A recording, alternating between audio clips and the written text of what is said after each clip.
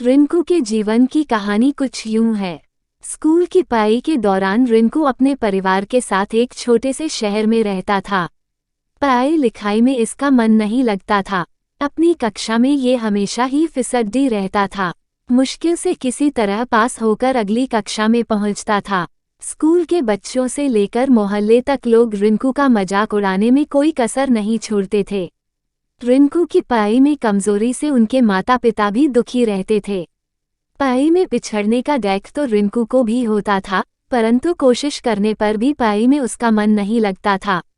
हर तरफ से उपेक्षा और तिरस्कार से दुखी होकर अंततः रिंकू ने पढ़ाई छोड़ने का मन बना लिया। अभी वह 10वीं कक्षा में था। उसकी पढ़ाई की जो स्थिति थी उससे बोर्ड की परीक्षा में उसे पास करने की उम्मीद लगभग न के बराबर थी। अपने जीवन से निराश रिंकू एक दिन जब स्कूल से घर लौट रहा था तो रास्ते में एक जगह रामायण की कथा हो रही थी। उस समय ओजस्वी स्वर में कथावाचक लंका कांड की व्याख्या कर रहे थे।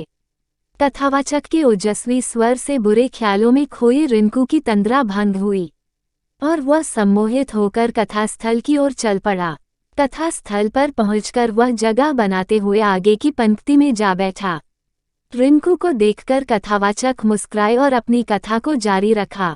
रिंकू एकाग्रता से कथा के एक एक शब्द को सुन रहा था। इस समय कथावाचक कह रहे थे, समस्या बड़ी गंभीर थी। सागर तट पर भगवान राम की सेना के सभी योद्धा लक्ष्मण, हनुमान, सुग्रीव, अंगद आदि गंभीर सोच में डूबे थे। जटायु से यह तो पता लग गया था कि रावण सीता को लेकर दक्षिण दिशा में उफनते समुद्र के पार स्थित अपने राज्य लंका में गया है, परंतु इस विशाल समुद्र को लांघकर लंका जाएगा कौन?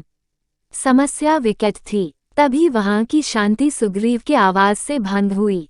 सुग्रीव ने प्रभु राम से कहा कि हमारे बीच एक ऐसे दिव्य शक्ति हैं जो समुद्र लांघकर लंका जा सकती हैं। तब भगवान राम की जिज्ञासा को शांत करने के लिए सुग्रीव ने महाबली हनुमान की ओर देखा। सुग्रीव के संकेत से हनुमान जी सकपका गए। हनुमान जी की असमंजसता को भांपते हुए सुग्रीव ने कहा, हे पवनपुत्र, संभवतः आपको अपनी शक्ति का ज्ञान नहीं है। बचपन में आपने सूर्य को एक फल समझते हुए एक छलांग में उसे सैकड़ों कोस दूर जाकर निगल लिया था, तो फिर लंका की दूरी ही क्या है? जरूरत है तो सिर्फ आपको अपने विश्वास को जगाने की। आप जब अपने विश्वास को जगा लेंगे और मन में ठान लेंगे तो शक्ति आप में स्वतः आ जाएगी।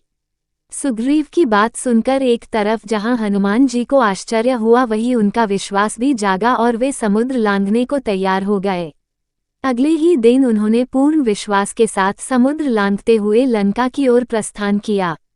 रास्ते में मुश्किलें तो बहुत आई, फिर भी वे सभी मुश्किलों को परास्त करते हुए लंका में मां सीता को ढूंढने में सफल हुए। वहां कथावाचक के एक एक शब्द को मंत्रमुग्धा होकर सुन रहे रिंकू का नया जन्म हो चुका था। कुछ समय पहले तक जिस रिंकू की आंखों से निराशा के भाव झलक रहे थे, अब उसकी आंखों में चमक थी। उसके शरीर में उत्साह और स्फूर्ति का संचार होने लगा था। कथा खत्म होने के साथ ही वह तेजी से घर की ओर चल पड़ा। उसे सफलता का मूल मंत्र मिल चुका था। वह मन ही मन सोच रहा था कि जब हनुमान जी ने अपने विश्वास से शक्ति अर्जित कर समुद्र को लांघ लिया था, तो पढ़ाई कौन सी बड़ी बाधा है। उसी दिन से रिंकू ने प्रण कर लिया कि वह ध्यान लगाकर खूब पढ़ेगा और सफलता अवश्य प्राप्त करेगा। उसकी मेहनत रंग लाई। अपनी कक्षा में सबसे फिसड्डी रहने वाला छात्र रिंकू 10वीं की बोर्ड परीक्षा में सबसे अव्वल आया। इसके बाद रिंकू ने पीछे मुड़कर नहीं देखा और जिंदगी में हमेशा अव्वल ही आता रहा। वह लोक सेवा की परीक्षा में भी प्रथम स्थान पर आया और अपने आप पर विश्वास की बदौलत वह सरकारी महकमे में भी पदोन्नति पाते हुए ऊंचे ओहदे तक पहुंच गया। कहानी से शिक्षा, मोरल ऑफ द स्टोरी। विश्वास की शक्ति को साबित करने के लिए रिंकू का जीवन तो बस एक उदाहरण है। हर एक सफल व्यक्तित्व के पीछे उस व्यक्ति का विश्वास और कुछ कर गुजरने के जज्बे का मुख्य योगदान होता है। जब किसी व्यक्ति में विश्वास का संचार होता है तो उसमें शक्ति अपने आप संचारित होने लगती है।